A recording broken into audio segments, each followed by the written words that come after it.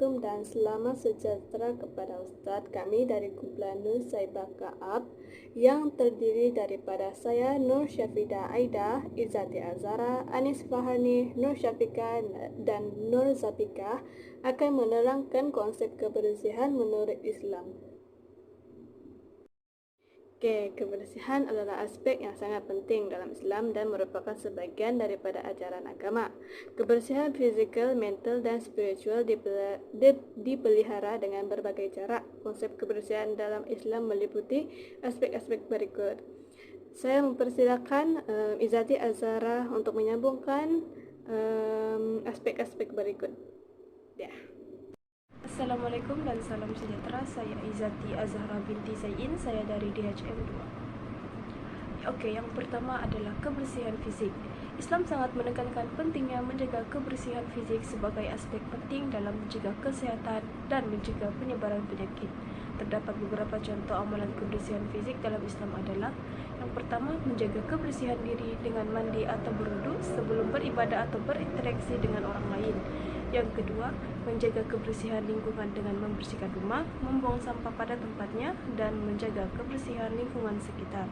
Yang ketiga adalah mencuci tangan sebelum dan sesudah makan untuk mencegah penyebaran kuman dan bakteria. Yang kedua, kebersihan mental. Kebersihan mental dalam Islam mencakup menjaga kebersihan pikiran dan perasaan. Beberapa contoh amalan kebersihan mental dalam Islam adalah: yang pertama, membaca Al-Quran dan berzikir untuk memperkuat hubungan spiritual dengan Allah Subhanahu wa Ta'ala. Yang kedua, menghindari berpikir dan melakukan hal-hal yang negatif seperti hasad, dengki atau memusuhi orang lain. Yang terakhir, mengembangkan sifat-sifat positif seperti kesabaran, rasa syukur, dan keikhlasan. Yang ketiga ialah kebersihan lingkungan. Islam menekankan pentingnya menjaga kebersihan lingkungan sebagai bentuk tanggungjawab sosial dalam menjaga kesihatan dan kesejahteraan masyarakat. Beberapa contoh amalan kebersihan lingkungan dalam Islam adalah: yang pertama, mengurangi penggunaan bahan kimia berbahaya yang dapat merosakkan lingkungan. Yang kedua, memanfaatkan air dan tenaga dengan bijak untuk menghindari pemborosan.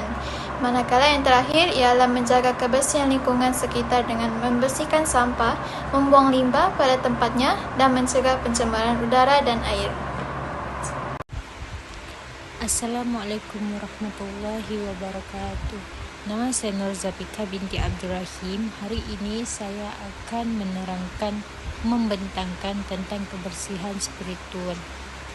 Dalam Islam, umat Islam ditekankan untuk menjaga kebersihan spiritual dalam hubungan manusia dengan Allah Subhanahu wa Ta'ala. Terdapat beberapa contoh amalan kebersihan spiritual dalam Islam. Contoh yang pertama ialah menjalankan ibadah seperti menunaikan solat 5 waktu sehari, berpuasa di bulan Ramadan, menunaikan ibadah haji dan membayar zakat. Dan contoh yang kedua ialah berusaha selalu dekat dengan Allah Subhanahu wa Ta'ala dengan mengingatnya setiap kali melakukan kegiatan. Dan contoh yang terakhir ialah memperbaiki hubungan dan sentiasa melakukan kebaikan dengan sesama manusia. Itu sahaja dari saya. Terima kasih. Seterusnya, kebersihan sosial. Kebersihan sosial dalam Islam mencakup menjaga hubungan dengan orang lain dan mencegah terjadinya konflik dan perselisihan. Beberapa contoh amalan kebersihan sosial dalam Islam adalah berinteraksi dengan orang lain secara sopan dan menghormati perbedaan, membantu orang lain dalam hal apapun ketika memungkinkan, dan menjauhi perbuatan yang merugikan orang lain seperti gosip atau perilaku negatif lainnya. Kesimpulannya, Islam sangat menekankan pentingnya menjaga kebersihan dalam semua aspek kehidupan, baik fizik, lingkungan maupun fikiran. Kebersihan dalam Islam dianggap sebagai bahagian dari iman dan merupakan syarat penting untuk menjalankan ibadah dan mendapatkan berkah dari Allah Subhanahu wa Ta'ala.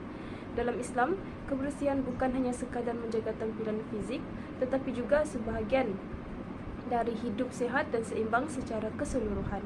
Oleh karena itu, Islam mendorong umatnya untuk selalu menjaga kebersihan dan kesehatan dalam segala aspek kehidupan agar mendapat dan mencapai kebahagiaan dan kesuksesan baik di dunia maupun di akhirat.